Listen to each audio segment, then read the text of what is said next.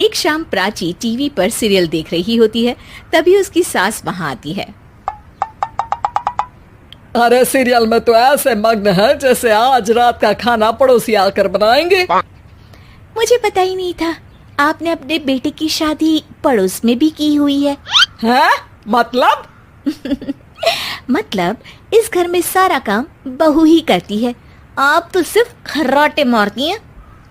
अच्छा जी, फिलहाल तो तुम आराम फरमा रही हो, चलो जाओ, ये मेरे टीवी देखने का समय है। आहा, इसीलिए मुझे भगाया जा रहा है।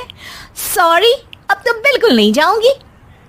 प्राची की इस बात पर दोनों सास बहू के बीच टीवी रिमोट के पीछे बच्चों जैसे छीना झपटी शुरू हो जाती है, जिसके बीच श्लोक भी काम से घर वापस आ जाता है।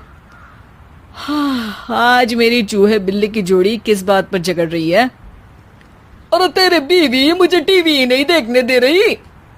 अरे तुम्हारी मम्मी मुझे खाना बनाने के लिए फोर्स कर रही है।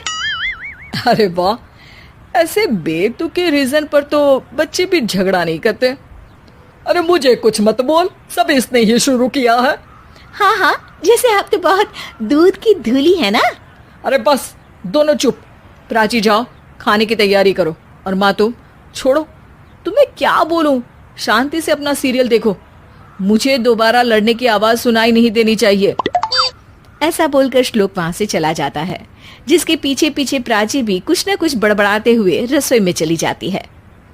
हाँ हाँ, सासू जी को तो कुछ बोलेंगे ही नहीं, बस मुझ पर ही हुक्म चलता है, खाना बनाओ, जैसे मैं इनके घर में खाना बनाने के लिए आई हूँ।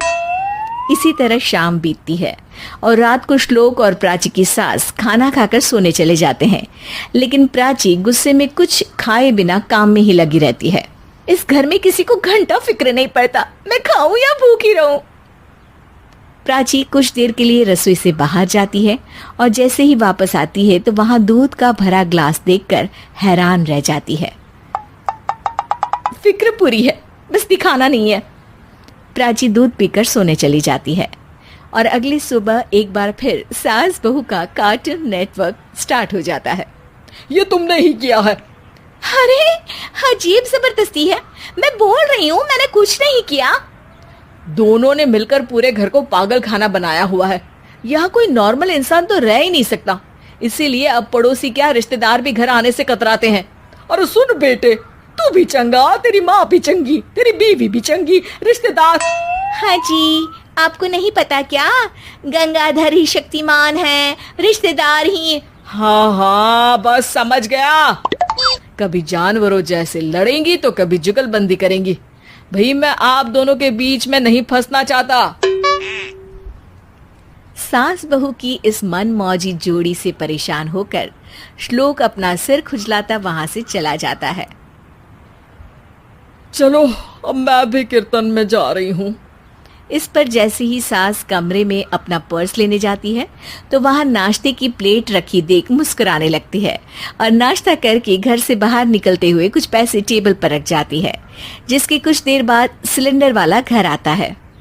ओ मोरी मैया, मैं सिलेंडर के बारे में तो बिल्कुल भूल ही गई थी।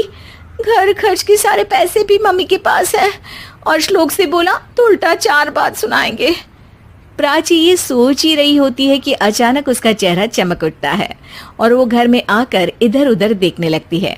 तभी उसकी नजर टेबल पर रखे पैसों पर पड़ती है, जिन्हें वो सिलेंडर वाले को दे देती है। ये सब श्लोक देख लेता है। अच्छा बेटे, इतना बड़ा घोटाला, सबके सामने मैं तेरी दुश्मन और पीठ पीछे तेरी मेरी यारी। इस पर श्लोक एक प्लान बनाता है और शाम को सब एक साथ बैठे होने पर बोलने लगता है। माँ, तुम दोनों की बहुत लड़ाई होती है, इसलिए मैं सोच रहा हूँ कि प्राची को उसके घर छोड़ाऊं, इससे वो भी खुश रहेगी और तुम भी। अचानक श्लोक की ये बात सुनकर सास बहू शौक से उसकी तरफ देखती है। अरे ऐसे कैसे घर छोड़ाओगे, मुझे कहीं नहीं जाना। अरे तुमने बोला नहीं पर मैंने सुन लिया, तुम्हें मम्मी के साथ रहना अच्छा नहीं लगता, मुझे पता है। अरे वाह, अरे जब बहू खुद कुछ काम बोले तो वो तुझे सुनता नहीं, और अब जो इसने बोला ही नहीं वो तू समझ गया। जब उसे नहीं जाना तो फिर जबरदस्ती क्यों कर रहा है? अच्छा, फिर आपको मौसी के घर छोड़ाता हूँ, बस अब आप दोनों एक घर में एक छत के नीचे नहीं रह सकती। मैं इस टॉम एंड जेरी की जोड़ी को और नहीं झेल सकता। है?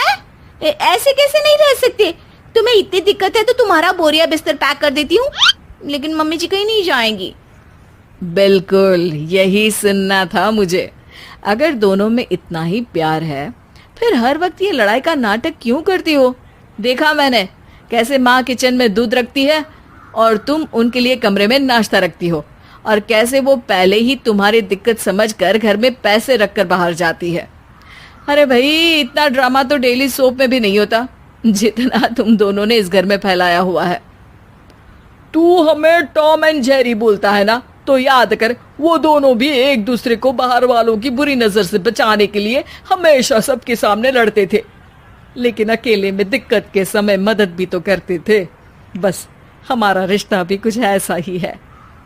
और वैसे भी अगर सास बहू में तू मैं नहीं होती तो दुनिया वालों को कहानियां कैसे मिलेंगी?